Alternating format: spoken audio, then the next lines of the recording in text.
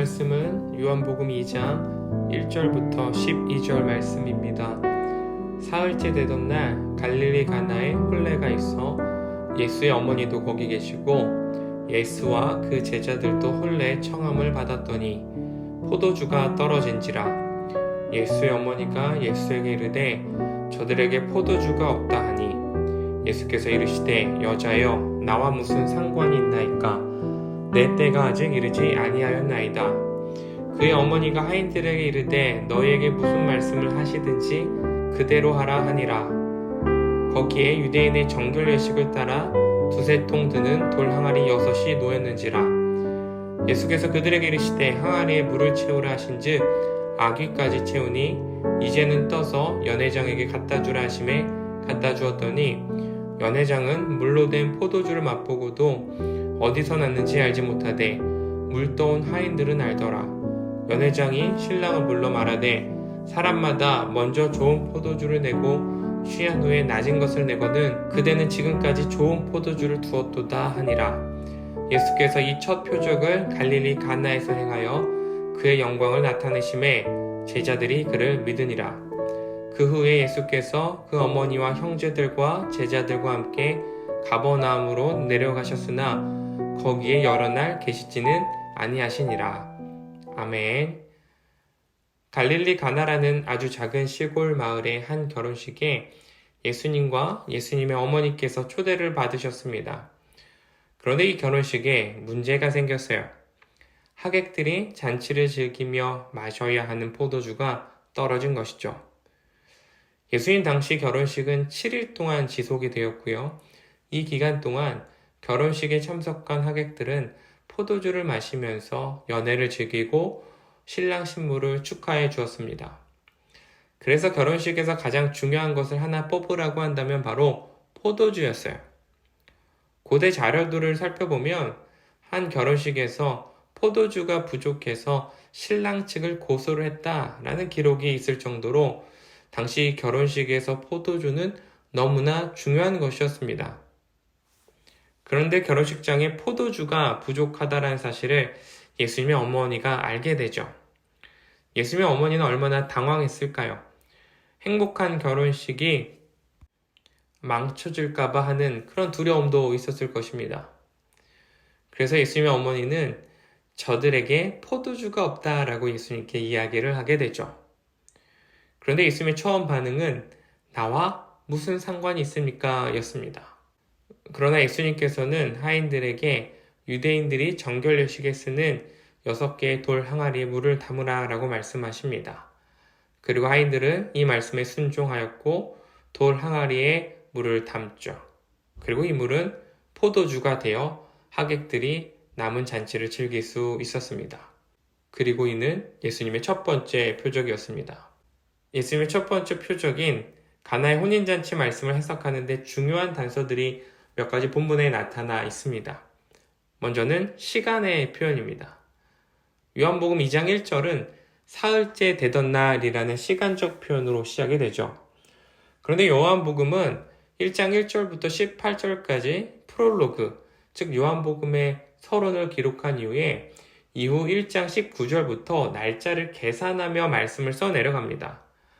첫째 날은 바로 1장 19절이고요. 이후 1장 29절은 이튿날이다 라는 시간의 명시를 해주죠. 그리고 1장 35절은 또 이튿날이다 라고 말해줍니다. 그리고 예수님은 세례 요한의 제자들과 함께 하룻밤을 보내며 4일의 시간이 지나게 되죠. 요한복음 1장 19절부터 42절까지의 시간은 4일의 시간이 지났습니다. 그리고 요한은 가나의 혼인잔치를 기록하면서 3일째 되던 날이라고 기록하죠. 앞선 말씀에서부터 3일이 지났다라는 거예요. 총 며칠의 시간을 요한은 기록하고 있습니까? 7일입니다. 예수님의 7일간의 사역을 사도 요한은 기록해주고 있죠. 7일이 주는 의미는 다양합니다. 그런데 요한복음 1장 1절의 첫 단어가 무엇이었습니까? 태초에입니다. 그리고 창세기 1장 1절의 첫 단어도 무엇이었습니까?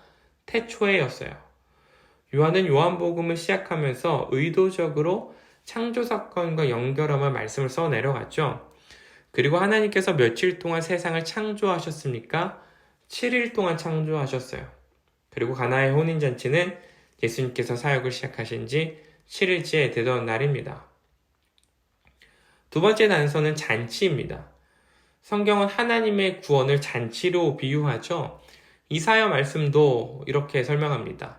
이사야 25장 6절인데요.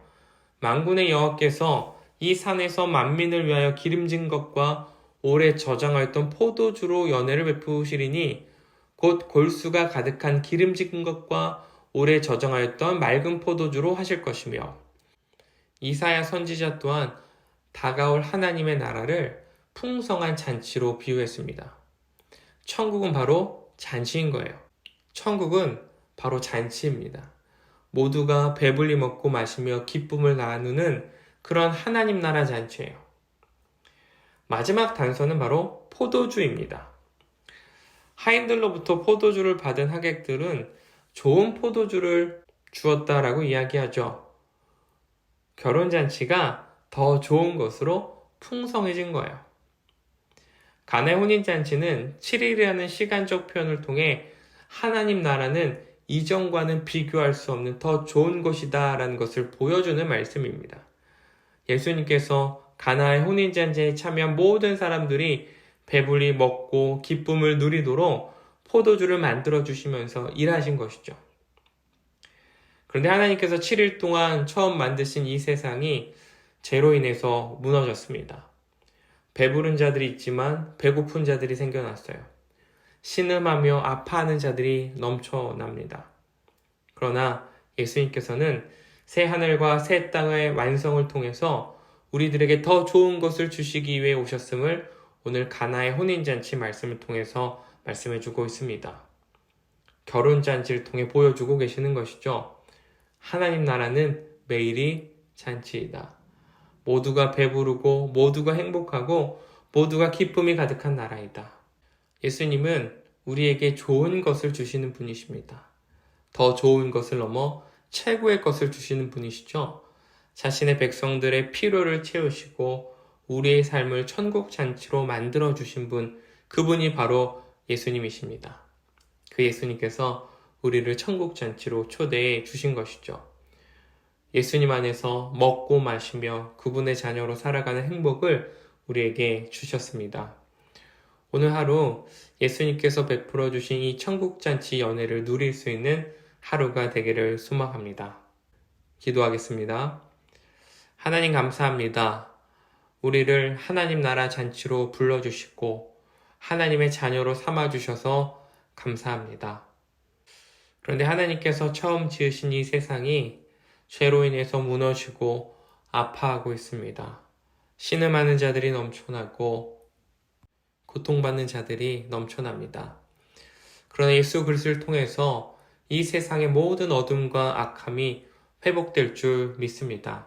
예수 그리스도를 통해서 회복할 하나님의 나라는 모두가 기쁨 가운데 하나님의 백성으로서의 삶을 누릴 수 있는 잔치임을 고백합니다. 그 잔치의 자리로 우리를 불러주시고 초대해 주셔서 감사함을 고백할 수 있는 오늘 하루가 되게 하여 주시옵소서.